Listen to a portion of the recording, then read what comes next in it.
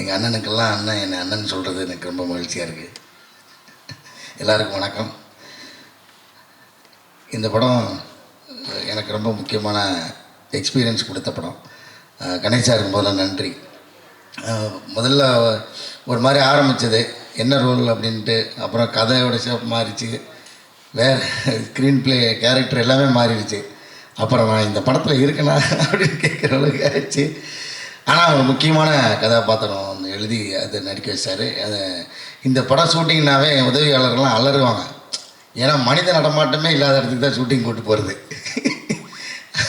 அதுலேயும் நம்ம சுகுமார் அண்ணா இருக்கார், ஒரு கால் தடம்படாத இடமா இருக்கும். அங்கே மிருகங்களும் ஏறி போக முடியாத ஒரு சூழ்நிலையாக தான் இருக்கும். ஒரு புதர் காடாக இருக்கும். அந்த காட்டுக்குள்ளே கொண்டு போய் அவர் கேமரா வச்சுக்கிட்டு ரிவர்ஸில் ஓடுவார். நம்ம ஃபார்வேர்ட்லேயும் நடக்க முடியாது அந்த இடத்துல, கொடி அஜிதுன்னு புதர் முட்புதர்லாம் இருக்கும். அதுக்குள்ளே ரிவர்ஸில் கேமரா தூக்கிட்டு மேலே ஏறி ஓடிக்கிட்டு இருப்பார். நம்ம அவரை ஃபாலோ பண்ணி போகிறது பெரிய கஷ்டமாக இருக்கும். அந்த மாதிரி ஒவ்வொரு நாளும் சவால். ஒரு நாள் இந்த கூக்கால் பக்கத்தில் ஒரு அங்கேருந்து ஒரு 4 கிலோமீட்டர் கீழே இறங்கி ஒரு பள்ளத்துக்குள்ளே ஷூட்டு. ரூமெல்லாம் கிடையாது இங்கே, வழக்கமாக கேரவன ரூம் அதுக்கெல்லாம் இங்கே இடம் கிடையாது. அவங்கவுங்க டென்ட்டை அவங்களே தூக்கிட்டு போயிடணும். கீழே போய் டென்ட்டு போட்டு தான் தங்கணும் அந்த ஷூட்டிங் ஸ்பாட்டுக்கு. இறங்கினோடனே இங்கே தான் பக்கத்தில் அப்படி இறங்கி போயிடலான்ட்டு அந்த உள்ளூர்காரர் ஒருத்தர் அவர் வேகமாக இறங்கி போயிட்டு இருந்தார். அது இறங்கும்போது ஒரு கல் ஒன்று உருண்டு அப்படியே போச்சு. அந்த கல்லை ஃபாலோ பண்ணி பார்த்தேன். அது கீழே அந்த மலையை தாண்டி கீழே தான் போய் லேண்ட் ஆச்சு. எங்கேயுமே லேண்டிங்க்கு இடம் கிடையாது. அப்படி தலைகீழே இறங்கி போனோம். அதில் அது ஒரு பாதை போட்டிருக்காங்க வேறு ஒரு இடத்துக்காரங்க. அந்த மாதிரி ஒவ்வொரு நாளுமே இந்த கடைசி ஷெட்யூலில் எனக்கு டேட் இல்லைன்னொடனே உதவியாளர்கள்லாம் குஷி ஆகிட்டாங்க. அப்போ அந்த படம் போகலையா அப்படின்னு. அது ஒரு 2 நாள் நடிக்க முடியாமல் ஆச்சு. அந்தளவுக்கு ரொம்ப சவால். இடையில நடிச்சிருந்த அந்த சின்ன ரோல் நடிக்கிற எனக்கே இவ்வளோ சவாலாக இருந்துச்சுன்னா ஒவ்வொரு நாளும் அந்த படத்தை எப்படி எடுத்திருப்பாங்க பாருங்கள். பயங்கரமான ஒரு விஷுவல் எக்ஸ்பீரியன்ஸாக இருக்கும் அந்த படம்.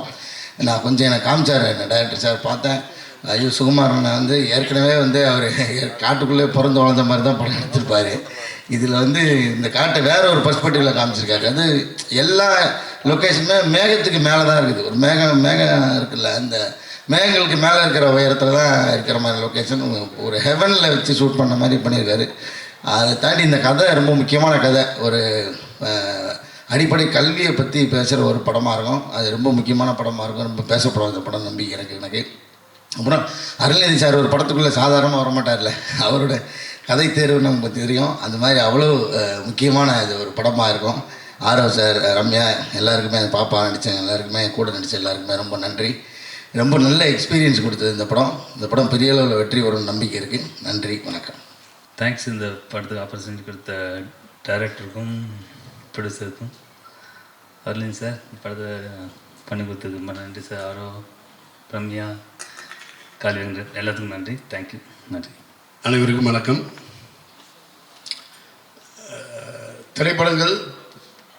திரைப்பட விநியோகங்கிறது பொதுவாக வர்த்தனை சார்ந்தது. ஒரு சில படங்கள் மட்டும் மனசுக்கு நெருக்கமாக பிடிச்சி பண்ணுவோம். அது மாதிரி சில படங்கள் அமையும். இது அது கருத்து ரீதியாக இருக்கலாம், அந்த படத்தோட காட்சி அமைப்பாக இருக்கலாம், ஏதோ ஒரு விதத்தில் நெருக்கமான ஒரு விஷயமா இருக்கும். ஒரு அரசு பள்ளியில் படிக்கக்கூடிய மாணவர்கள் அதை பற்றி எனக்கு நிறைய கேள்வி இருக்கும். சும்மா எனக்கு பர்சனலாக நான் வெளிப்படையாக அதை யார்கிட்டையும் பகிர்ந்துக்கிட்டதில்லை. எனக்கே நிறைய கேள்வி இருக்கும். ஒரு அரசு பள்ளி அந்த அரசு பள்ளி கூட கிடைக்காத ஒருத்தவங்களை பற்றி 2026 ஒரு படமாக வருது. கொஞ்சம் ஒரு 2000 உள்ள ஒரு படம் மாதிரி பண்ணியிருக்காங்க. ரொம்ப ரொம்ப ஒரு மாதிரி அது பார்க்கவே ரொம்ப ஒரு மாதிரி இருந்துச்சு. அதில் ஒவ்வொரு கதை மாந்தர்களும் சின்ன சின்ன சின்ன சின்ன கேரக்டர்லேருந்து ஆரம்பித்து ஒன்றும் அது செதுக்கப்பட்ட விதம். இந்த director Ganesh Vinayagam and Sukumar sir 2 பேர் சேர்ந்து ஏற்கனவே தேன்னு ஒரு படம் பண்ணாங்க. நான் அந்த படத்தை வெளியிட்டேன். இவங்க 2 பேருக்குமே ஒன்று உண்டு. இந்த காடு மலை அப்படின்னாலே 2 பேருக்கும் பயங்கர சந்தோஷம் வந்துடும்னு நினைக்கிறேன். அதை மொத்தமாக அப்படியே எடுத்து கொண்டாந்து கொடுக்கணும்னு சுகுமார் சார் சொல்லவே வேண்டியதில்லை. காடு மலை அருவி அப்படின்னா சுகுமார் சார்னு பேட்டர்ன் பண்ணி வச்சுட்டாரு போல் இருக்கு. அதோட மொத்த அழகியலையும் உள்ளே எடுத்துகிட்டு வந்தாங்க. வந்ததுக்கு பிறகு அதுக்குள்ளே இருக்கக்கூடிய சின்ன சின்ன கேரக்டர்ஸ், அந்த அந்த சின்ன குழந்தை அது நடித்ததாக இருக்கட்டும். அதுக்கு பிறகு வந்து அவங்க ஆரவ் அண்டு ரம்யா பாண்டியன் பேர் அவங்க பண்ணியிருக்க இதாக இருக்கட்டும். என்னென்னா நடிப்புலேயே வந்து ஒரு பெரிய மெச்சூரிட்டி இருக்கும், ஃப்ரேம் பை ஃப்ரேம் வந்து ஒரு அழகியல் இருக்கும். இதையெல்லாம் தாண்டி ரொம்ப ஒரு ஹார்ட் ஹீட்டிங்கான விஷயத்தை வந்து ரொம்ப அழகாக எடுத்து சொல்லியிருந்தாங்க. இதையெல்லாம் தாண்டி இதில் வந்து அருள்நிதி சார் ஒரு ஒரு படம் வந்து எனக்கு வந்து ஒரு மூட் செட் பண்ணுற மாதிரி இனிஷியலாக ஒரு கதையை வந்து நகர்த்தி அப்படி எடுத்துகிட்டு வந்தாச்சு. அருள்நிதி சார் ஒரு ஸ்டேஜுக்கு பிறகு உள்ளே வர்றாரு. வந்ததுக்கு பிறகு அந்த படம் வந்து ஒரு ஒரு ஆர்ட் ஃபார்மில் இருக்க படம், ஒரு கமர்ஷியல் படம் மாதிரி வந்து ஒரு பரபரன்னு போக ஆரம்பிச்சிச்சு. மிகப்பெரிய பர்ஃபெக்ஷனிஸ்ட்டு சாரோட படம். என்னது ரியாக்ஷன், மிகப்பெரிய பர்ஃபெக்ஷனிஸ்ட்டு. டிமாண்டி காலனி இதெல்லாம் வந்து சாரோட படத்தை எடுத்து மொத்தமாக நான் வாங்கி வெளியிட்ட படம். அது ஒரு சின்ன சின்ன விஷயத்துலையும் அவ்வளோ பர்ஃபெக்ஷன் பார்ப்பாங்க. அது ப்ரொடியூசருக்கு வந்து ப்ரொடியூசர் ஃப்ரெண்ட்லியாக இருக்கிறதா இருக்கட்டும். நான் வந்து அந்த படம் வாங்கி ரிலீஸ் பண்ணும் பொழுது அதோட இன்டர்வியூ கூட என்னோடய ஆஃபீஸில் உட்காந்தே பண்ணுறேன் அப்படின்னு சொல்லிட்டு ஃபுல் அண்ட் ஃபுல் பண்ணாங்க. அதில் உள்ள செலவை கம்மி பண்ணி வேறு ஏதோ ஒரு ப்ரொமோஷனுக்கு நீங்கள் யூஸ் பண்ணலாம் அப்படின்ற மாதிரி சொல்லிட்டு சின்ன விஷயமும் ப்ரொடியூசருக்கு ரொம்ப கோஆப்ரேட்டாக அந்த ஒரு டீம்னா அந்த டீமுக்கு வந்து எவ்வளோ சப்போர்ட்டிவாக இருக்க முடியும், தன்னோட பங்களிப்பு வந்து என்ன மாதிரி இருக்கணும் பார்த்து பண்ணக்கூடிய ஒரு ஹீரோ. இந்த படம் எனக்கு வந்து ரொம்ப ஒரு பெருமையான படமாக நான் நினச்சி வெளியிடுறேன். ஏன்னா இன்றைக்கி வந்து விளிம்பு நிலை மக்களோட விஷயத்தை வந்து பேசுகிறதுக்கான படங்கள், அதை மிகச்சரியாக சொல்கிறதுக்கான அந்த அரசியல் புரிதலோட படம் பண்ணக்கூடிய இயக்குநர்கள், அதுங்கிறதே வந்து நமக்கு ஒரு வரப்பிரசாதம் அப்படின்னு நினைக்கிறேன். சமீபத்தில் கூட பார்த்தேன், அரசு பள்ளியில் வந்து முன்னாள் மாணவர் நல சங்கத்துக்காக காளி வெங்கட் சார் வந்து ஒரு தொடர்ச்சியாக ரீல்ஸ் வந்து வைரல் ஆகிட்டே இருந்துச்சு. ரொம்ப அழகான விஷயம். என்னென்னா இன்றைக்கி வந்து ஜென்சி கிட்ஸோ இல்லை அதுக்கு அடுத்து சோசியல் மீடியா லெவலில் உள்ள கிட்ஸுங்க வந்து அவங்களோட அடுத்தடுத்த ஃப்ரெண்ட்ஸுங்களோட கனெக்டடாக இருக்காங்க. அவங்களோட படித்தவங்க ஸ்கூல்லேருந்து காலேஜ்மேட்லேருந்து எல்லாமே கனெக்டடாக இருக்காங்க. நிறைய அரசு பள்ளி மாணவர்கள் வந்து அந்த கனெக்ட் கூட கிடைக்காம எங்கெங்கேயோ போயிடுறாங்க. அது வந்து என்னென்னா நான் கூட நினைப்பேன், ஒரு அரசாங்கமே அதை எடுத்து முன்னாள் மாணவர் நல சங்கத்தை வந்து பண்ணால் என்ன அப்படின்னு எல்லாம் கூட யோசிச்சிருக்கேன். இந்த படத்தில் சம்மந்தப்பட்ட காளி வெங்கட் சார் வந்து அவரோட பள்ளிக்கு ரொம்ப அழகாக அதை பண்ணுறாரு. வாழ்த்துக்கள் காளி வெங்கட் சார். இந்த படம் பெரிய வெற்றி அடையணும். அதே மாதிரி வந்து 90 பிக்சர்ஸ் எஸ்ஜி சரவணன் சார், அவங்க மிஸ்ஸஸ் ஒரு மிகப்பெரிய நம்பிக்கையோட ஜிவி பிரகாஷ் சார் மியூசிக். இந்த படத்தோட பட்ஜெட் பற்றி எல்லாம் கவலைப்படாமல் இந்த படத்துக்கு எந்த அளவுக்கு வேணாலும் நான் சப்போர்ட்டிவாக இருப்பேன், நான் வந்து அந்த படத்தை வந்து எடுத்து ப்ரொமோட் பண்ணி ஸ்டேஜ் பண்ணுவேன் அப்படின்ற மாதிரி ஒரு ப்ரொடியூசர் முதல்ல வந்திருக்காங்க. அதுவும் வந்து ஒரு நல்ல நோக்கத்தோடு உள்ள ஒரு படத்தை எடுத்துகிட்ருக்காங்க. எடுத்து இது மாதிரி வெளியிடும் பொழுது இந்த படங்கள்லாம் அவங்களுக்கு வந்து நல்லபடியாக சப்போர்ட் பண்ணிச்சுன்னா இன்னும் நிறைய நல்ல படங்கள் வர்றதுக்கு ஒரு வாய்ப்பாக இருக்கும். அதே மாதிரி இன்றைக்கி காலையில் எனக்கு வந்து கமல் சார் கால் பண்ணார். கமல் சார் இது வரைக்கும் எனக்கு கால் பண்ணதில்லையே அப்படின்ட்டு திடீர்னு பார்த்தேன். அப்புறம் தான் அது தெரிஞ்சிச்சு நிக்கில் சார்னு. அந்த ஃபோட்டோ அப்படி தான் இருந்துச்சு. நான் ஒரு தப்பு பண்ணியிருக்க பார்த்தேன். எனக்கு ஒரு வாய்ப்பு அளித்த நிக்கில் சாருக்கு இந்த இடத்துல நன்றி சொல்லிட்டு விடைபெறுறேன். நன்றி. ஓகே, எல்லாருக்கும் வணக்கம். நான் கிருத்திகா பாலசுப்ரமணியன். இந்த சினிமா இண்டஸ்ட்ரியில் எனக்கு அவ்வளோ பெருசாக பேக்ரவுண்ட் கிடையாது. நான் ஒரு பட்டிங் ஆர்டிஸ்ட் அப்படின்னு சொல்லலாம். ஸோ அப்படி இருக்கும்போது இந்த படம் அருள்வான் எனக்கு கிடைச்ச ஒரு பெரிய வரம். இந்த மாதிரிலாம் நான் படம் பண்ண வேணாம், இவ்வளோ பெரிய ஆர்டிஸ்ட் கூட நான் நடிப்பேனான்னு எனக்கு ஒரு கனவாக இருந்துச்சு. ஸோ அந்த கனவை நிறைவேற்றி வச்ச கணேஷ் விநாயகன் சாருக்கு என்னோட நன்றி. Thank you so much for this opportunity sir. And first of all இந்த கதையை எடுத்து மக்கள்கிட்ட கொண்டு போய் சேர்க்கணும்னு நினச்ச அந்த டிசிஷனுக்கே ரொம்ப ரொம்ப நன்றி சார். அண்ட் இந்த படத்தோட ப்ரொடியூசர் எஸ்ஜி சரவணன் சார், அவர் முழுக்க இந்த படத்தில் அவரோட நம்பிக்கையும் அவரோட டைமையும் இதில் வந்து இன்வெஸ்ட் பண்ணியிருக்காரு. அது அவருக்கும் வந்து ஒரு பெரிய நன்றி. And Sukumar sir, director of cinematography, எங்கள் எல்லாருமே அவ்வளோ அழகாக கேப்சர் பண்ணி ஸ்க்ரீனில் கொண்டு வந்திருக்கீங்க சார். அண்ட் ஒரு லொக்கேஷனுமே வந்து பார்க்க அவ்வளோ பிரெத் டேக்கிங்காக இருக்குது. ஒன்றுனா பார்த்து வந்து அவர் லொக்கேஷன் ஃபிக்ஸ் பண்ணி ஷூட் பண்ணார். Thank you so much for that sir. And இந்த படத்தோட music director GV Prakash sir, thank you so much for all the beautiful songs. இந்த அல்லிப்பூ பாட்டு மட்டும் நான் ரிலீஸ் ஆனதில் ஒரு நாள் 100 தடவை நான் இந்த பாட்டை கேட்டிருப்பேன். அவ்வளோ இனிமையாக இருக்குது. அண்ட் யுகபாரதி சாரோட லிரிக்ஸுமே அவ்வளோ அழகாக இருக்குது. அவர் இங்கே இல்லை, but still thank you so much sir. And இந்த படத்தோட stars Arulnithi sir, Aarav sir, Ramya Pandian ma'am, John Vijay sir, Kaali Venkat sir and VTV Ganesh sir. இவங்க கூட நடித்தது எனக்கு வந்து ஒரு பெரிய எக்ஸ்பீரியன்ஸ் அண்ட் ஒரு புது லேர்னிங் அப்படின்னு சொல்லலாம். And Lawrence Kishore sir, thank you so much. And கடைசியாக உங்கள் எல்லாருக்குமே as a press and media, இந்த அருள்வான் படம் பூஜை போட்டதுலேருந்து இப்போ ரிலீஸ் வரைக்குமே வந்து நிற்குது. ஸோ இதுக்காக அட்லீஸ்ட் இந்த படத்துக்காக ஒரு 100 பேர் வந்து ராத்திரி பகலமாக உழைச்சிருப்பாங்க. இந்த படம் நல்லா வரணும். நிறைய எஃபர்ட்ஸ், நிறைய ஹார்ட் ஒர்க், நிறைய சேலஞ்சஸை க்ராஸ் பண்ணி தான் நாங்கள் இவ்வளோ தூரம் வந்திருக்கோம். ஸோ இந்த படத்தை நல்லபடியாக நீங்கள் கொண்டு போய் சேருவீங்கிற நம்பிக்கையோடு நான் விடைபெறுறேன். நன்றி, வணக்கம்.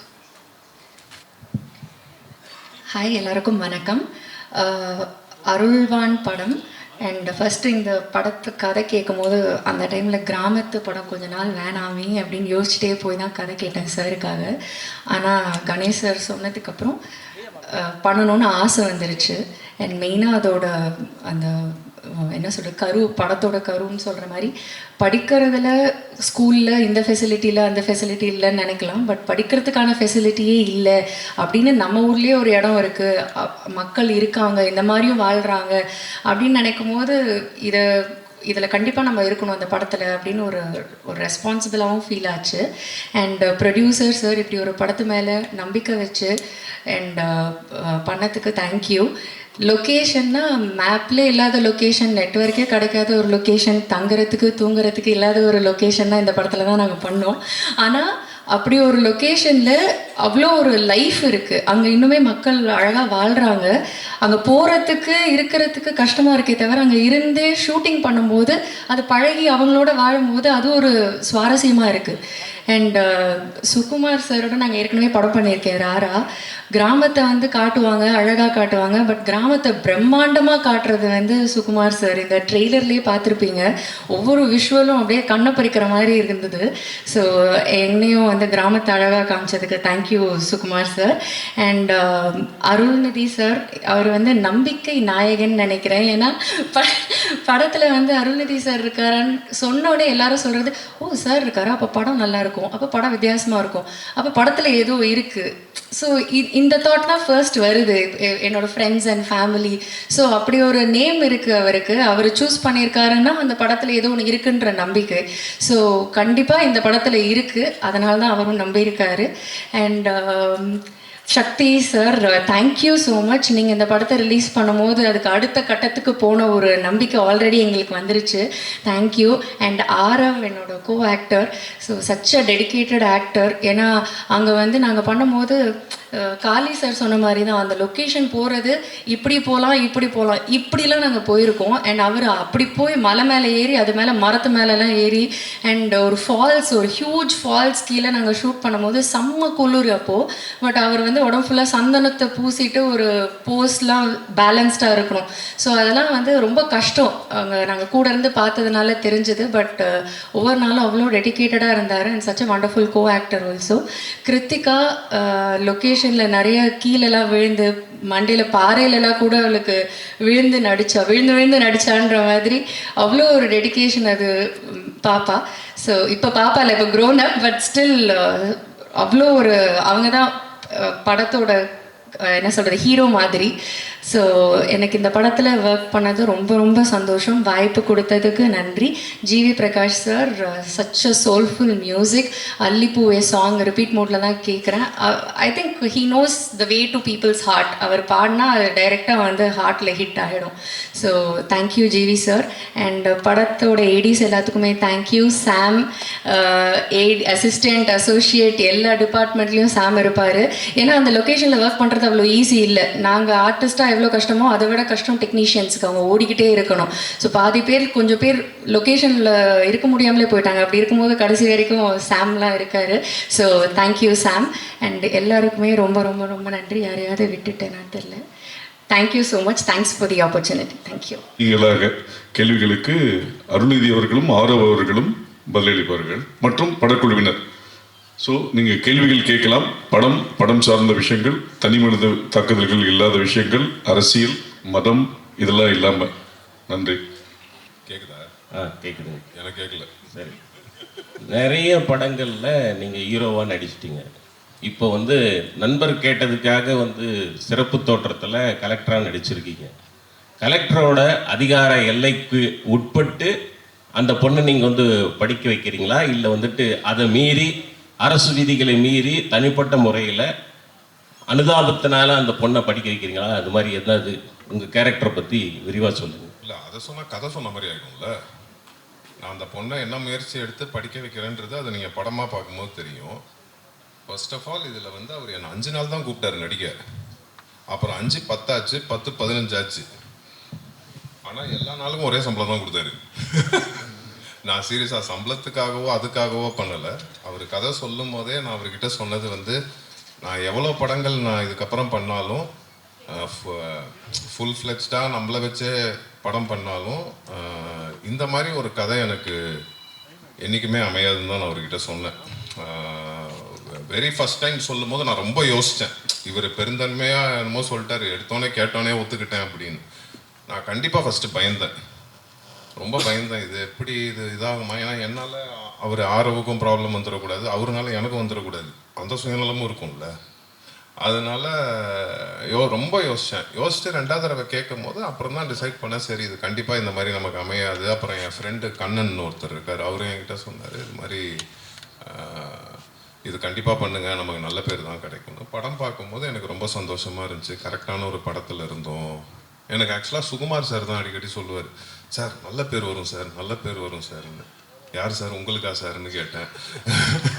ஏன்னா விஷுவல் அவ்வளோ சூப்பராக இருந்துச்சு. அப்புறம் படம் பார்க்கும்போது அந்த நம்பிக்கை இருக்குது. இதில் நானோ ரம்யா பாண்டியனோ ஆரோவோ ஹீரோயின் அப்படிலாம் கிடையாது. ஆக்சுவலாக அவங்க கிருத்திகா தான் இந்த படத்தில் எல்லாமே. அவங்கள சுற்றி தான் எங்கள் எல்லாரோட கதையும்.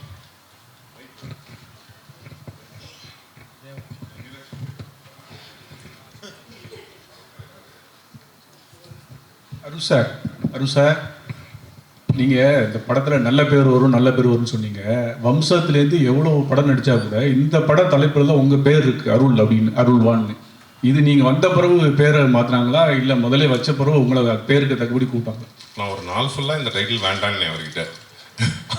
அவர்கிட்ட டைட்டில் மாற்றுங்க நானும் இருக்கேன், இதே டைட்டிலாக வச்சிங்கன்னா சரி வருமானு. பட் அவருக்கு பொருத்தமாக பட்டுச்சு, அதை போய் நம்ம தடுக்கக்கூடாதுல்ல. சார் அருள்நிதி இது வேறு ஏதாவது சொல்ல வர்றாரு. நீங்கள் வந்ததே லேட், அவர் எங்கே இருக்காரு? நான் 9 மணிக்கு வந்தேன். கார்த்திக் ஒரு நிமிஷம். பல வெற்றி படங்களுக்கு உறுதுணையாக இருந்தவரும் அடுத்து விரைவில் இயக்குனராக அறிமுகமாக உள்ள இப்படத்தின் கலை இயக்குனர் லால்குடி இளையராஜா அவர்களை மேடைக்கிறேன். அருள்வான் நீங்களா? கதையோட டைட்டில் என் படத்தில் என் பேர் முத்துவேல். இல்லை அருள்வான் அள்ளி கொடுக்குறவன் அப்படின்னு. ஆமாம், அதுக்கு இவர் சொல்லுவார் டைட்டில் வச்ச ரைட்டு. நான் இது வான் தான் டைட்டில் வச்சோம். அதாவது வான்னா வானம் சார்ந்து மலை சார்ந்தது. அந்த டைட்டில் கிடைக்கல. இப்போ ஜென்ரலாகவே ஒரு ப்ளஸ்ஸிங்காக இருக்கும் அப்படின்றது தான் எல்லாத்துக்கும். அதனால் அருள்வான்னு சேர்த்து வச்சுக்கிட்டேன். அருள்வான் அது, அவ்வளோதான். ஓகே டேரக்டர் சார், அதுமாதிரி உங்களுக்கு ஒரு கேள்வி. நீங்கள் பேசுகிறப்ப காளி வெங்கட் மனசில் வச்சு கதை பண்ண அப்படின்னீங்க. ஆனால் வந்து ஹீரோன்றப்போ அருள்நிதி சாரையும் ஆரவையும் சொல்கிறீங்க, அவரும் ஒரு ஹீரோ தான். இவங்க 2 பேரும் வந்ததுனால அவரை கம்மி பண்ணிட்டீங்களோ? அந்த மாதிரி இல்லை. அந்த ஸ்கிரிப்டே வேறு ஸ்கிரிப்டாக இருந்துச்சு, சின்ன ஸ்கிரிப்டாக இருந்தது. அதுக்கப்புறம் கொஞ்சம் ஸ்கிரிப்டை மாற்றி தான் இந்த மாதிரி. அதாவது ப்ரொடியூசர் விருப்பம் என்னென்னா சின்ன படமாக பண்ண வேணாம், கொஞ்சம் பெருசாக பண்ணலாம், ஏன்னா ஃபஸ்ட்டு ப்ரொடக்ஷன் பண்ணுறதுனால கொஞ்சம் நல்லாவே பண்ணுங்க அப்படின்னு தான் இவங்க டெக்னீஷியனாகவும் ஜிவி பிரகாஷ், அருள் சார், ஆரவ் சார், அந்த மாதிரி ரம்யா மேம் எல்லாத்தையும் அந்த மாதிரி கொண்டுட்டு வந்தாங்க. அதனால் அந்த படத்தை கைவிட்டுட்டு இந்த ப்ராஜெக்டை ஸ்டார்ட் பண்ணோம். ஃபஸ்ட்டு அண்ணனை கம்மிட் பண்ணியிருந்த ப்ராஜெக்ட் வேறு. ஸோ அதனால தான் சொன்னேன், நான் அண்ணனோட மறுபடியும் கண்டிப்பாக இன்னொரு படம் பண்ணோம் அப்படி. அது மாதிரி டேரக்டர் சார், ரொம்ப நாளைக்கு அப்புறம் ரம்யா பாண்டியன் யாருக்கு ஜோடி? ஆரவ சாரோட. ஆமாம். அருள் சார் எங்கே சார்? எங்க? ஐயோ சார், கோடம்பாக்கத்தில் வந்து அருள்வான்னா எல்லாருக்கும் தெரியும், அருள்நிதின்ட்டு. ஏன்னா பசங்களுக்கு வந்து ரொம்ப பிடிச்ச ஒரு நடிகர், அது இல்லாமல் எல்லாமே செய்வாங்க. இப்போ இந்த படம் டைட்டிலும் அதே மாதிரி ஒத்தி போகுது. ஆனால் இப்போ அதே படத்தில் அதே நெக்ஸ்ட் ஒரு படம் வந்து டிமாண்டி காலனி 3. ஸோ அப்படியே கான்ட்ராஸ்டாக இருக்காது. எப்படி நீங்கள் வந்து ஹேண்டில் பண்ணீங்க? எப்படி ஹேண்டில் பண்ணுறேன்னா, ஹேண்டில்னா என்னன்னா, அது வந்து ஒரு பேய் படம், இது வந்து ஒரு நல்லது செய்கிற ஒரு படம். ஸோ அதுலேருந்து எப்படி நீங்கள் மாறுபட்டுறீங்கன்னு? இல்லை இது நான் தான் சொன்னேன்ல ஃபஸ்ட்டே, இவர் கதை சொல்லும் போதே ஒரு நான் எவ்வளோ படங்கள் பண்ணாலும் இதில் கிடைச்சா கதாபாத்திரம் எனக்கு திருப்பி அமையாதுன்னு தான் சொன்னேன். நான் ஃபுல் ஃப்ளெஜ்டாக பண்ணாலும் ஒரு கல்வி எவ்வளோ முக்கியம்னு இந்த படம் சொல்லியிருக்கோம். அதே மாதிரி அந்த இடத்துல வாழ்கிறவங்களோட வாழ்க்கை வந்து நம்ம படம் பார்க்கும்போது அவங்க அவங்க அவங்க லைஃப் ஸ்டைலே நம்ம புரிஞ்சுக்கலாம். அந்த படம் பார்க்கும்போது அவங்க எவ்வளோ கஷ்டத்தில் இருக்காங்க அப்படின்னு. ஸோ அதனால தான் இதுக்கு என்ன இதுக்குன்னு கேள்வி கேட்டால் எப்படி பதில் சொல்லணும்? கதாநாயகனா வந்து ஃபுல் ஃப்ளெஜ்ஜாக நடிக்கிறது சந்தோஷமான விஷயம். ஒரு டேரக்டர் வந்து ஒரு 5 நாள் ஸ்டோரி சொல்லும் போது உங்களுக்கு என்ன தோணுச்சு அந்த நேரத்தில்? அவர் 5 நாள் ஸ்டோரி சொல்லல, 5 நாள் வர 5 நாள் வர சொன்னார். ஓகே, உங்களுக்கு என்ன தோணுச்சு? பண்ணலாமா வேணாவா? நிறைய முடிவு எடுத்திருப்பீங்களா நைட்டு? இல்லை, இவர் கொஞ்சம் குண்டாக்க மாட்டாக்கான ஆள் தான். ஏன்னா என்ன ஆல்ரெடி தகராறுன்னு ஒன்று வச்சு எடுத்தார். அதனால நான் எனக்கு என்னன்னா சீரியஸாகவே ஃபஸ்ட்டு ஒரு 5 நாள் தான் இருந்துச்சு. அதுக்கப்புறம் ஒரு 20 நாள் வந்திருப்பேன்னா ஆக்சுவலாக ஃபுல் படம் இருக்கேன். அவர் சொல்ல மாட்டேன். நானும் அவங்க கிருத்திகா இவங்க எல்லாரும் ஃபுல் படம் இருக்காங்க. கேள்வி next sir. Hero sir, Arulnithi sir வணக்கம். இதுக்கு நாங்கள் பேசவே செஞ்சுருப்பேன். நீங்கள் தான் பேசணும் சார். மாசான ஹீரோவாக பல படங்கள் பண்ணிட்டீங்க. பட் இந்த படத்தில் ஒரு முக்கியத்துவமான கேரக்டர் அப்படின்னா 5 நாளைக்கு ஒத்துக்கிட்டீங்க. அடுத்து வரக்கூடிய இந்த மாதிரி கதைகளில் முக்கியமான கேரக்டர் 2 நாள் 5 நாள் அப்படின்னா ஒத்துப்பீங்களா சார்? நான் இது வரைக்கும் எந்த படம் மாசான ஹீரோவாகவே பண்ணல சார். வம்சம் ஒன்று போதும் சார். வம்சம்ல வந்து என் படங்கள் எல்லா படங்களையும் எல்லா கதாபாத்திரக்கும் எல்லாருமே ஹீரோ மாதிரி தான் இருப்பாங்க. வம்சம்ல என்ன கிஷோர் சார் தான் ஹீரோ மாதிரி இருப்பார். அவரை வச்சு தான் படமே. இல்லை, இன்னைக்கு வரைக்கும் அருள்நிதி சார்னா வம்சத்தான் முக்கியமாக சொல்கிறாங்க. ஆமாம் ஆமாம். அந்த மாதிரி ஒரு மாசான படமும் நீங்கள் அடுத்து கொடுக்கணும். பட் இதை மாதிரி முக்கியமான கதைக்கு முக்கியமான கேரக்டர் வருது ஒரு 5 நாள் அப்படின்னாலும் நான் நடிக்கிறேன் அப்படின்ற மாதிரி நீங்கள் இருக்கீங்களா சார்? கண்டிப்பாக பண்ணுவேன். முக்கியத்துவம் வாய்ந்த கதைகளில் நான் 5 நாளுக்குள்ளாலும் நீங்கள் அடிப்பீங்க. அதுக்கு நான் அதே பண்ணிட்டு இருக்க மாட்டேன். அப்புறம் 5 நாளாக எல்லா படத்துக்கும் போயிட்டு இருக்க வேண்டியதான். இல்லை சார், 5 நாள் சொல்லி திருப்பி 5 நாள் ஆக்கிடுவாங்க தலைவா.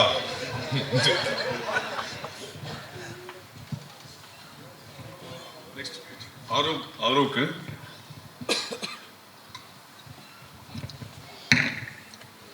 ரம்யா பாண்டியன் மேடங்க. ஆக்சுவலாக உங்களோட கேரியரில் ரொம்ப முக்கியமான படங்கள் பார்த்தீங்கன்னா ஜோக்கர், ராம ஆண்டாள் ராவணாடம், இது 2மே வில்லேஜ் சப்ஜெக்ட் தான். ஸோ உங்களுக்கு நல்ல பேர் வாங்கி கொடுத்த அப்படிங்கிற பட்சத்தில் நீங்கள் ஏன் வில்லேஜ் சப்ஜெக்ட் சூஸ் பண்ணுறது தயங்குறீங்க? இல்லை, இந்த படம் கதை கேட்கும் போது உண்மையிலே அந்த மைண்ட் செட்டில் தான் இருந்தேன். ஏன்னா வர எல்லாமே வில்லேஜ் சப்ஜெக்ட், அது நல்ல வில்லேஜ் சப்ஜெக்டாக இருந்ததுன்னா நம்மள அறியாமல் நான் ஓகேன்னு தான் சொல்லியிருக்கேன். பிடிச்சி வேணான்னு சொன்னது கிடையாது. பட் இந்த படம் முடிக்கும் போது என் மனநிலை எப்படி இருந்ததுன்னா, வில்லேஜ் சப்ஜெக்ட் பண்ணுறது எனக்கு பெருமையாக ஃபீல் ஆச்சு. ஏன்னா ஒரு கிராமத்து மக்களை நம்ம ரெப்ரசென்ட் பண்ணுறோம், அவங்களோட வாழ்வியலை காட்டுறோம். ஸோ அதில் நிறைய நுணுக்கங்கள் இருக்குது, அதில் ஒரு ரியாலிட்டி இருக்குது, ஒரு சோல் இருக்குது. ஸோ படம் முடிகிற டைமில் நான் பெருமை தான் பட்டேன். ஸோ இப்போ அந்த மைண்ட் செட்டில் இல்லை. கதை கேட்கும் போது உண்மையிலே நான் அவர்கிட்ட ஃபோனில் நோ தான் சொன்னேன். ஸோ இருந்தாலும் ஒரு வாட்டி கேட்க வாங்கினாங்க. தேங்க்யூ சார் திருப்பி வர சொன்னதுக்கு. ஸோ கதை கேட்டதுக்கப்புறம் எனக்கு ரொம்ப ஹாப்பி ஆயிடுச்சு. ஸோ இனிமேல் வில்லேஜ் படம் கண்டிப்பாக. சார் ஆரோ சார். சார், தமிழ் சினிமாவில் வந்து பெரும்பாலும் வந்து டபுள் ஹீரோ வந்து நடிக்கிறது வந்து ரேராக தான் நடிப்பாங்க. அருள்நிதி சார் கூட நடிச்சிருக்கீங்க. உங்களுக்கு எந்த அளவுக்கு எக்ஸ்பெக்டேஷன் இருந்தது? என்ன சவால்களெல்லாம் சந்திச்சிங்க? தமிழில் வந்து அந்த ஒரு இது இருக்குது, மல்டி ஹீரோ பண்ணுறது வந்து ரொம்ப கம்மியாக இருக்குது. But other languages Malayalam, Telugu, கன்னடாலெலாம் நிறைய பண்ணுறாங்க. தமிழ்லேயும் எனக்கு பண்ணணுன்னு ரொம்ப ஆசை இருந்துச்சு. பட் இந்த கதை சொல்லும்போது வந்து அருள் சாரோட கேரக்டர் அப்போ வந்து யாருமே ஃபிக்ஸ் பண்ணலை. யாராவது ஒருத்தவங்க வந்து அது கொஞ்சம் ப்ராமினெண்ட்டாக இருந்தால் அது நல்லா இருக்குமோ படத்துக்கு அப்படின்னு ஃபீல் பண்ணிட்டு தான் அது ஒரு 20 days ஷூட் பண்ணதுக்கப்புறம் தான் அப்புறம் அருள் சார் உள்ளே வந்தார். எனக்கும் அருள் சாருக்கும் ஷூட்டிங்கில் நாங்கள் சேர்ந்து இது பண்ணவே இல்லை. ஆக்சுவலாக செகண்ட் டைம் தான் அருள் சார் நானும் பார்க்குறேன். பட் படமாக அது பார்க்கும்போது அருள் சார் அந்த கேரக்டர் பண்ணது வந்து இன்னும் அந்த படத்தையும் சரி அந்த கேரக்டரையும் அது வந்து பயங்கரமாக எலிவேட் பண்ணிச்சு. ஸோ அது வரைக்கும் ஹாப்பி தாங்க. அருள் கணேஷ் சார் டைரக்டர் சார், இதே உண்மை கதைன்னு நீங்கள் இது ஒரு தனிப்பட்டவருடைய கதையா அல்லது அங்கே நடந்த இன்சிடென்ட் மாரி ஏதாச்சும் இருக்குதா? இல்லை, ஒருத்தருக்கு படிப்பு இல்லையா இல்லை அந்த ஊரில் உள்ள அத்தனை பேருக்கு? அதாவது அங்கே ஒரு என்ஜிஓ ஆய்வுப்படி என்ன சொல்கிறாருன்னா 25% வந்து தான் படிப்பு இருக்குது, 75% வந்துட்டு கிடைக்க மாட்டேங்குது அப்படின்னு தான் சொல்கிறாரு. முக்கியமாக இது வந்துட்டு இந்த படம் வந்துட்டு காடர் மொழியில் எடுக்கப்பட்ட படம். அதாவது காடர் மொழி ஏஷியாவிலே ஃபஸ்ட்டு மொழி அப்படின்னு வந்துட்டு சொல்கிறேன். இதுக்கு அனீஸ்னு ஒரு தம்பி தான் அந்த வால்பாறை கல்லார்குடின்னு ஒரு ஊர் சைட்லேருந்து வந்து எங்களுக்கு ட்ரான்ஸ்லேட் பண்ணி கொடுத்து உதவி இயக்குனராக அவர் ஒர்க் பண்ணி ட்ரான்ஸ்லேட் பண்ணி வந்துட்டு கொடுத்தார். நான் ஆக்சுவலி ட்ரெக்கிங் போகிற பழக்கம் எனக்கு அதிகமாக உண்டு. நான் அந்த மாதிரி வந்து சின்னூர்ன்ற ஒரு கிராமம், அதாவது பெரிய குளத்துக்கு மேலே இருந்து உள்ளே போகிற ஒரு கிராமம் இருக்குது. அந்த கிராமத்துக்கு நான் போகும்போது அது குடின்னு சொல்லுவாங்க. அந்த மக்களை நான் வந்துட்டு சந்திக்கும் போது அப்போது ஒரு குழந்தை வந்துட்டு என்னை படிக்க வைக்க முடியுமா அப்படின்னு வந்துட்டு கேட்டுச்சு. என்ன பிரச்சனை அப்படின்னு கேட்கும்போது அவங்களோட பிரச்சனையை சொன்னாங்க. என்னென்னா 3 மாதம் காட்டாற்று வெள்ளம் வரும், இதை கிராஸ் பண்ண முடியாது, ஃபஸ்ட்டு சிக்னல் கிடையாது, அதனால் அடிப்படை வசதிகள் எதுவும் இல்லை, ரோடு இல்லை, இந்த மாதிரியான பிரச்சனைகள்லாம் நிறைய இருக்குது அவங்க. ஸோ அப்போ நான் ஒரு வீடியோ கிளிப் பண்ணி ஒரு பத்திரிக்கைக்கு வந்துட்டு நான் அனுப்பிச்சேன்.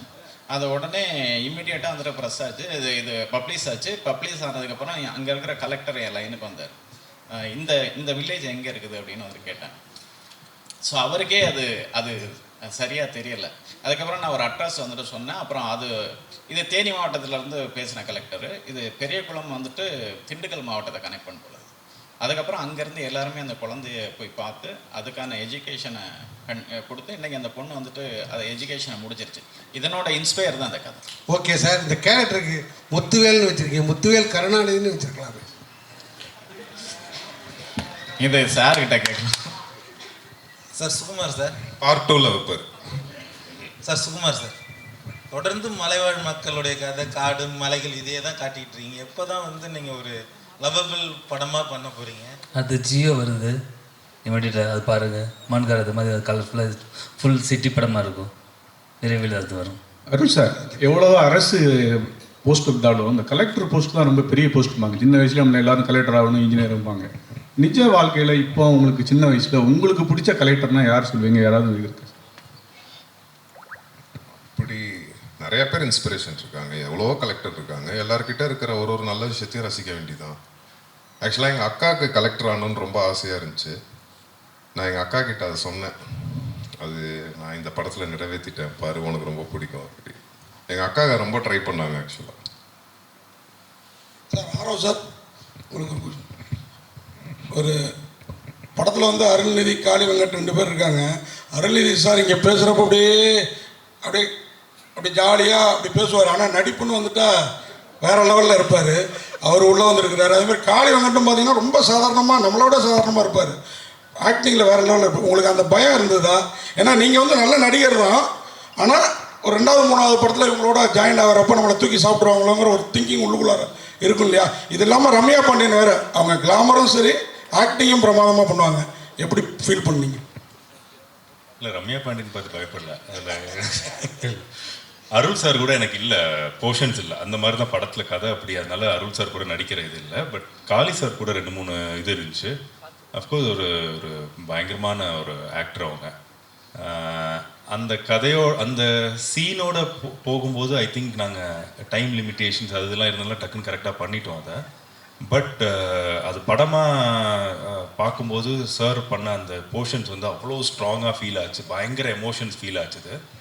ஸோ அது அவர் ஜஸ்டிஃபை பயங்கரமாக அதை பண்ணிட்டார். சார் லால்குடி இளையராஜா சார், நீங்கள் பேசுகிறப்ப ஏதாவது கேள்வியை கேட்டால் பதில் சொல்லுவோம். நீங்கள் மலை சார்ந்த இடமே நல்ல இயற்கையான இடம், ரொம்ப அழகாக இருக்கும்.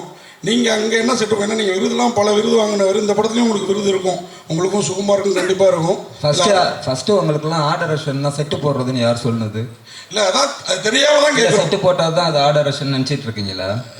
நீங்கள் தான் ஒன்று டிசைட் பண்ணிக்கிறீங்க. ஃபஸ்ட்டு ஆர்டர் ரஷன்னா என்ன நீங்கள் கேட்டீங்கல்ல, கொஸ்டின் கேட்டிருக்கீங்கல்ல? ஆமாம், செட்டு போட்டால் தான் ஆர்டர் ரஷன். சார் நானும் பேசிக்காக ஒரு ஓவியம் தான், 10வது முடிச்சுட்டு வந்து ஓவிய கல்லூரியில் இடம் கிடைக்காம தான் பத்திரிகையாளராக மாறினேன். அதுக்கப்புறம் எனக்கு இடம் கிடைச்ச பையன் அப்புறம் பத்திரிகைக்காரங்களா ஒரு ஓவியனாக இருந்துட்டு அந்த கேள்வி கேட்கக்கூடாது இல்லை. இப்போ ஆர்டர் ரஷன் லைக் ஒரு அந்த களம் எங்களுக்கு மாட்டியிருக்க சார். ஒரே நிமிஷம், கேள்விங்கிறது என்ன சார்ந்து இல்லை, என் மூலியமா மக்களுக்கான விளக்கம். அவங்க இதை இவ்வளோ அளவுக்கு நாலேஜாக இருக்க மாட்டாங்க, உங்கள் அளவுக்கு குறைஞ்சபட்சம் என் அளவுக்கு.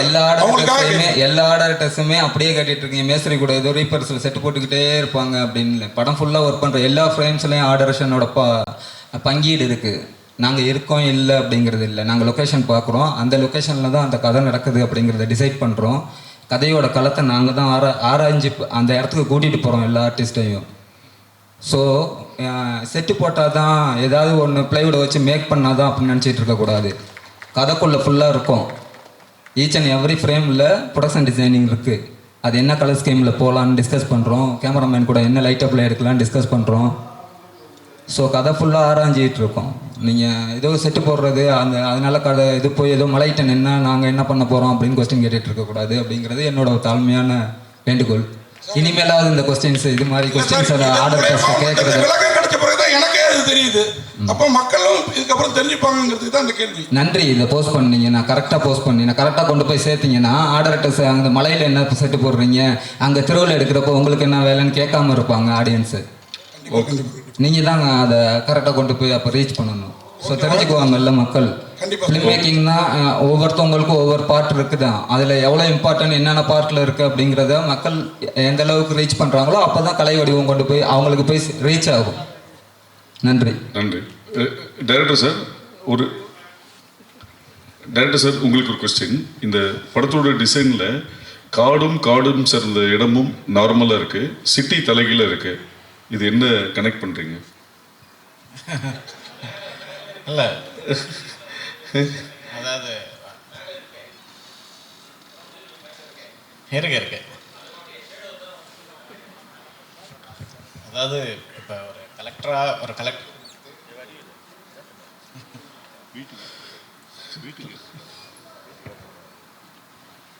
இது கதையில் என்ன விதமாக கனெக்ட்? இல்லை இது ஒரு கலெக்டராக வந்துட்டு நம்ம ஒரு ஃபாரஸ்ட்டுக்குள்ளார கொண்டு போய் வைக்க முடியல. ஒரு சிட்டிக்குள்ளார இருக்கிற ஒரு கலெக்டரை சந்திக்க வர்ற ஒரு குழந்தையோட லைஃப் தான் அதனோட எடுத்துக்காட்டாக பண்ணியிருக்கோம், வேற ஒன்று. சார் அருள்வந்தி சார், இன்னைக்கு வந்து கல்வி 2026 பட்டி தொட்டியங்க எல்லா இடத்துலையுமே கல்வியை கொண்டு போய் சேர்த்துருக்காங்க. ஆனால் இன்னமும் ஒரு சில மலைவாழ் மக்களுக்கு கல்வி கிடைக்கல, ஏழை எளிய மக்களுக்கு கல்வி கிடைக்கலன்னு சொல்லியிருக்காங்க. இதுக்கு என்ன காரணமாக இருக்குன்னு நீங்கள் நினைக்கிறீங்க சார்? இதுக்கு காரணம் தெரிஞ்சால் நீங்கள் உட்காந்துருப்பேங்க. நெஜ கலெக்டராக இருக்க மாட்டேன். அந்த கஷ்டத்தை தான் இந்த படத்தில் சொல்லியிருக்கோம். ஸோ இப்போ நிறைய இடத்துல நிறைய பேர் அதை செஞ்சுட்டு வராங்க. இதுவும் பேஸ்ட் ஆன் ட்ரூ ஸ்டோரி தான். இது உண்மையாகவே எங்கே நடந்தது, எந்த கலெக்டர் அதை செஞ்சார், எந்த ஊரில் நடந்துச்சு, அங்கே பேசிகிட்டு இருக்காரு. இங்கே பாருங்கள், முக்கியமான கேள்வி அது எல்லாமே இவர் சொல்லியிருக்காரு. அதை கேளுங்க, அதை ஒரு தடவை கேளுங்க. நிறைய பேர் ட்ரை பண்ணுறாங்க. இன்னும் இப்போ எல்லா இடத்துலையுமே இப்படி இருக்குன்னு நம்ம சொல்ல முடியாது. எல்லா இடத்துலையுமே கல்வி போய் ரீச் ஆயிடுச்சு. இவர் தான் சொன்னார், இன்னும் 20% இடத்துல, ஆமாம், அது 25% இருந்தால் இன்னும் கம்மியாக இருக்கும். சீக்கிரம் இன்னும் கம்மியாகிடும் நம்புவோம். சொல்லுங்கள், அந்த பேஸ்ட் ஆன் ட்ரூ ஸ்டோரியில். சார், இப்போ ஒவ்வொரு நாங்கள் எல்லா மலை கிராமத்துக்குள்ளாரையும் போகல. இது கொஞ்சம் ஸ்டடி பண்ணும்போது, இந்த கதையை ஸ்டடி பண்ணும்போது ஒரு குறிப்பிட்ட ஒரு 10 கிராமங்களுக்குள்ளார போனோம். சில குழந்தைகள் வந்துட்டு ஒரு 20 கிலோமீட்டர் இல்லை, ஒரு சில குழந்தைகள் வந்துட்டு ஒரு 20 கிலோமீட்டர் தாண்டி தான் வந்துட்டு ஸ்கூலுக்கு வந்துட்டு போகிறாங்க. அந்த குழந்தை திரும்பி வர முடியாது. ஏன்னா உங்களுக்கு ஃபாரஸ்ட் தெரியும், அட்டை இருக்கும், எலிஃபண்ட் இருக்கும், இது லெப்பர்ட் இருக்கும். ஸோ இந்த மாதிரி நிறைய பிரச்சனை இருக்குது. இங்கே சில இடங்களில் தான் உண்டு உறைவிட பள்ளிக்கூடம்னு இருக்குது. என்னென்னா அங்கே ஹாஸ்டல் அவங்களுக்கு, அதாவது இவங்க வந்துட்டு மண்டே வந்துட்டு ஸ்கூலில் கொண்டு போய் விட்டுடுறாங்க. சாட்டர்டே வந்துட்டு அந்த குழந்தைங்கள ரிட்டர்ன் வந்துட்டு அந்த பேரண்ட்ஸ் போய் கூட்டிகிட்டு வராங்க. இதில் இந்த சம்பவத்தில் இந்த குடும்பங்களுக்குள்ளார, இந்த சொந்தங்களுக்குள்ளார ஏதாவது ஒன்று நடந்தால் அந்த குழந்தைங்களுக்கு எதுவுமே தெரிகிறது கிடையாது. இதனோட வலி ஒரு பெரிய வலியாகவே இருந்துக்கிட்டு இருக்குது. ஏன் 20 கிலோமீட்டர் போகணும், ஏன் இந்த இடத்துக்குள்ளார இன்னும் பள்ளிக்கூடம் வரலன்னா, அங்கே அடிப்படை வசதிகள் இல்லை. அங்கே வந்துட்டு ஒரு டீச்சர் வந்துட்டு இங்கேருந்து போகணுன்னா டிரான்ஸ்போர்ட் வேணும், இருக்கணும். ஸோ அவங்க அனிமலை சமாளித்து போகணும். இங்கே கீழே இருந்து தரைத்தளத்துலேருந்து நீங்கள் காட்டுக்குள்ளார போகணுன்னா மினிமமாக 15 கிலோமீட்டர் மேலே போகணும். ஸோ அதுக்கு நிறைய ப்ரொசீஜர் இருக்குது அது. ஸோ இதெல்லாம் ஃபாலோ பண்ணி இன்னும் வந்துட்டு சரியான இடங்கள்ல வந்துட்டு சேரலை கல்வி. இதை கொஞ்சம் கொஞ்சமாக சேர்த்துக்கிட்டு இருக்கிறாங்க. இந்த மாதிரியான படங்கள் வந்துட்டு இப்போ மக்களை போய் ரீச் பண்ணும்போதும் அஃபிஷியல் ஆஃபீஸர்ஸ் இதை பார்க்கும்போதும் அவங்களுக்கு ஒரு வந்துட்டு நல்லது நடக்கும் அப்படின்றதுக்காக தான் இந்த மாதிரியான ஒரு ஸ்கிரிப்டை வந்துட்டு நாங்கள் பண்ணியிருக்கோம்.